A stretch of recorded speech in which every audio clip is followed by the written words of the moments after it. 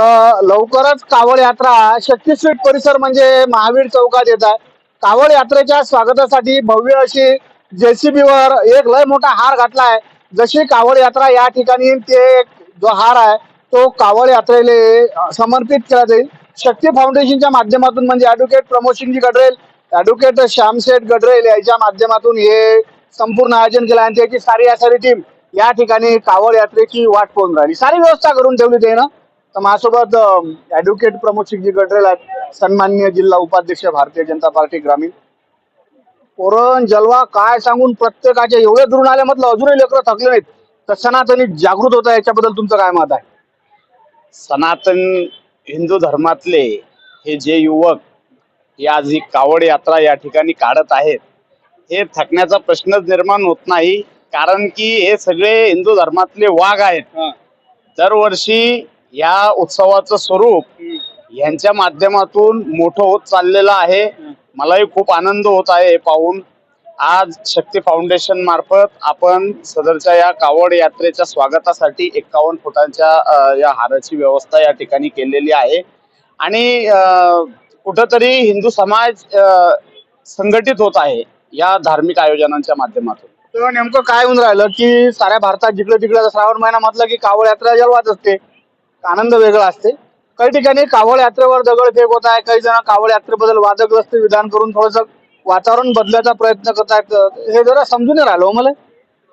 आता तुम्हाला माहितीच असेल की पूर्वीपासून ज्या ज्या ठिकाणी धार्मिक आयोजनं केली जायची त्या ठिकाणी जे दुष्ट प्रवृत्तीचे, राक्षस प्रवृत्तीची लोक असायची त्या धार्मिक कार्यक्रमांमध्ये, आयोजनांमध्ये विघ्न आणण्याचा प्रयत्न करायचे. आणि राहिला प्रश्न त्याच्यावर टीका टिप्पणी करणाऱ्यांचा, तर समाजात दोन प्रकारची लोक असतात, एक आस्तिक आणि दुसरे नास्तिक. आस्तिक तुम्हाला इथं बघायला मिळत आहे, ज्यांनी कावड यात्रेच्या स्वागतासाठी 51 फुटांच्या हाराची व्यवस्था केलेली आहे. आणि नास्तिक लोक त्याच्यावर विभत्स टिप्पणी आणि टीका करत असतात. आणि त्या महादेवाबद्दल काही बोलणं हे योग्य नाहीये. आपल्या सर्वांचे ते आराध्य दैवत आहेत. ज्याचं त्याचं फळ, कर्माची फळ ज्याला त्याला मिळतात. देव बघत आहे. आम्ही देव, देश आणि धर्मात विश्वास ठेवणारे लोक आहोत. वेळ उत्तर देईल त्याला. तुम्ही पाहत असाल मोठ्या प्रमाणात बाया मंडळी कावड यात्रेच्या स्वागतासाठी महावीर चौकात एकत्र झाल्या आहेत. एकटा आजचा जर म्हणसाल तर श्रावण सोमवार आहे. श्रावण सोमवार बाहेरच्या सकाळपासून काहीतरी पूजा अर्चा चालू असते. तर या सर्व ज्या महिला आहेत लवकरच येणाऱ्या कावड यात्रेसाठी या ठिकाणी एकत्रित झाल्यात. आणि कावड यात्रा ज्या पद्धतीने या ठिकाणी आल्यावर त्याचं भव्य स्वागत महावीर चौकात केलं जाणार आहे.